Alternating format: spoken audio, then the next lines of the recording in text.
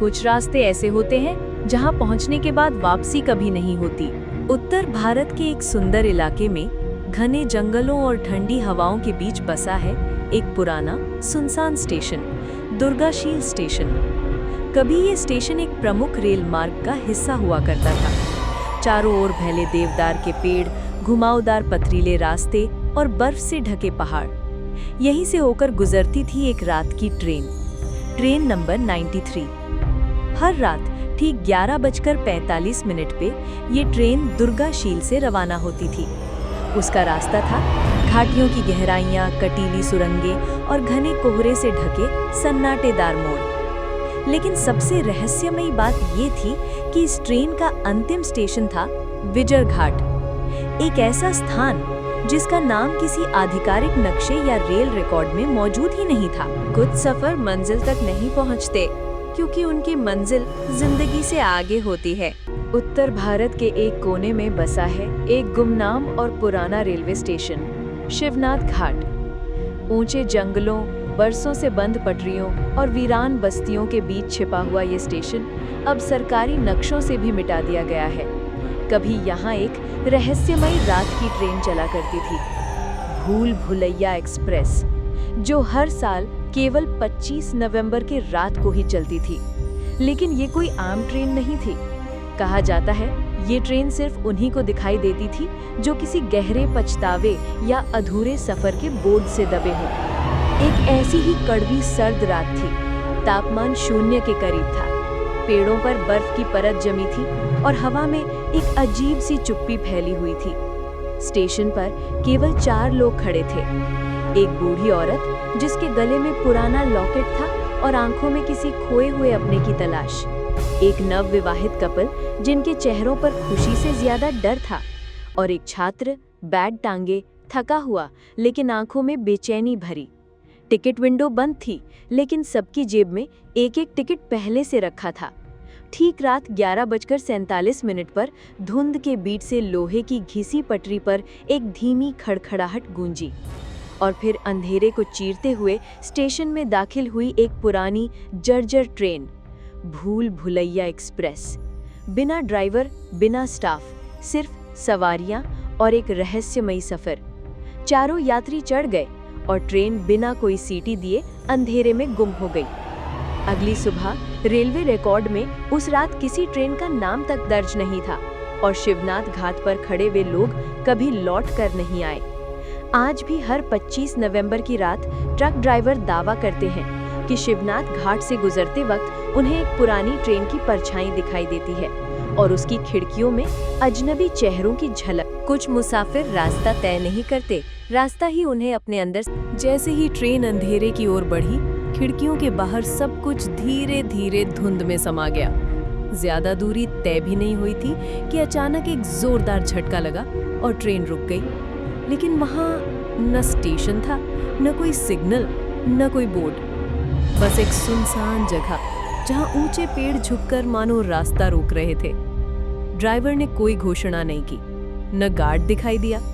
तभी झाड़ियों के पीछे से 3 परछाइयां ट्रेन की ओर बढ़ीं, बिना किसी आवाज के, बिना किसी जल्दबाजी के। पहला था एक लंबा दुबला आदमी जिसकी चाल में अजीब झटका था, जैसे हर कदम भारी बोझ के साथ हो। दूसरा एक छोटा बच्चा जिसकी आंखें लगातार जमीन पर टिकी थी और हाथ में एक पुराना रुमाल कसकर पकड़ा हुआ था। और तीसरी एक औरत सफेद कपड़ों में लिपटी। उसका चेहरा साफ नहीं दिख रहा था, मानो धुंध ने उसे ढक रखा हो। तीनों चुपचाप ट्रेन की आखिरी बोगी में चढ़ गए। न किसी ने उनसे कुछ पूछा, न उन्होंने किसी की ओर देखा। लेकिन जैसे ही वो सवार हुए, पूरी ट्रेन में एक अजीब सा बोझलपन फैल गया, जैसे हवा में किसी की सांसें अटक गई हों। कोने में बैठा छात्र पहले तो चुप रहा, पर उसकी नजरें बार बार उन्हीं तीनों पर जा रही थी। बच्चा अब भी उसी मुद्रा में था, बिल्कुल स्थिर। लंबा आदमी खिड़की से बाहर झांक रहा था, जैसे किसी को ढूंढ रहा हो। और औरत, वो धीमे धीमे कोई गीत गा रही थी, लेकिन उसकी आवाज सामने से नहीं, पीछे से आ रही थी, मानो उसके होंठ सामने हिल रहे हो पर आवाज उल्टी दिशा से निकल रही हो। छात्र का गला सूखने लगा, वो चीखना चाहता था, लेकिन आवाज गले में ही अटक गई। तभी पास बैठे एक वृद्ध ने उसकी ओर देखा। उनकी आंखों में भय साफ झलक रहा था। उन्होंने कांपती आवाज में फुसफुसाया, बेटा, अगर जिंदा लौटना है तो अगले मोड़ से पहले कूद जाना, वरना ये सफर हमेशा तेरे अंदर बस जाएगा। सुबह के धुंधले उजाले में एक लड़का बेहोशी की हालत में पड़ा मिला। उसकी शर्ट फटी हुई थी, हाथों और पीठ पर गहरे खरोचों के निशान थे, और चेहरा ऐसा लग रहा था जैसे उसने किसी ऐसी चीज को देख लिया हो जिसे इंसान की आंखें कभी सहन नहीं कर सकती। उसका नाम था अमर। जब उसे होश आया तो उसने जो कहा, उसे सुनकर हर किसी की रूह कांप उठी। अमर ने धीमी आवाज में बताया कि मैंने एक ट्रेन में सफर किया था जो असल में चल ही नहीं रही थी। उसके अनुसार उसे रात को अचानक एक अजीब टिकट मिला। उस पर लिखा था ट्रेन संख्या 93, प्रस्थान रात्रि 11:45 बजे, गंतव्य अंतिम मोड़। लेकिन रेलवे प्रशासन की जांच में सामने आया कि उस रात उस रूट पर कोई ट्रेन चली ही नहीं थी। और सबसे हैरानी की बात, जिस स्टेशन से ट्रेन के रवाना होने का जिक्र था, वो स्टेशन पिछले 16 सालों से बंद पड़ा था। स्टेशन मास्टर, जो अब बूढ़ा हो चुका था, उसने कांपती आवाज में कहा, मैंने अपनी आंखों से ट्रेन को चलते देखा था, लेकिन वो ट्रेन तो कई साल पहले पटरी से उतरकर जल चुकी थी। जब पुलिस ने उस इलाके की झाड़ियों की तलाशी ली तो उन्हें एक जली हुई बोगी का ढांचा मिला। भीतर की सीटें राख हो चुकी थी और एक कोने में पड़ा था वही टिकट। उस पर साफ साफ लिखा था, अमर। कभी कभी हादसे मिट्टी में दफन हो जाते हैं, लेकिन उनकी चीखें सालों बाद भी जमीन फाड़कर बाहर निकल आती है। कुछ हफ्ते बाद गांव के पास बनी एक पुरानी सुरंग के करीब रेलवे पटरियों के नीचे खुदाई करते समय मलबा मिला, और मलबे में छिपा था एक जली हुई ट्रेन का ढांचा। धातु की प्लेटों पर अब भी आग के गहरे निशान थे। इंजन का अगला हिस्सा काले खून से सना हुआ था, जैसे किसी ने वहां आखिरी सांस तक संघर्ष किया हो। बोगियों के भीतर से 5 जली हुई लाशें बरामद हुईं। 2 की पहचान हो सकी, एक ड्राइवर और उसका सहायक, लेकिन बाकी 3, उनके चेहरे पिघल चुके थे, हड्डियां तक टेढ़ी मेढ़ी हो चुकी थी। पहचान असंभव थी। इसके बाद इंजन का पुराना नंबर ट्रेस किया गया और सामने आई एक सिहराने वाली सच्चाई। यही इंजन करीब 20 साल पहले इसी सुरंग में दुर्घटनाग्रस्त हुआ था। उस हादसे में ड्राइवर और सहायक की मौके पर ही मौत हो गई थी, लेकिन बाकी 3 सवारियों का कोई रिकॉर्ड कभी दर्ज ही नहीं हुआ।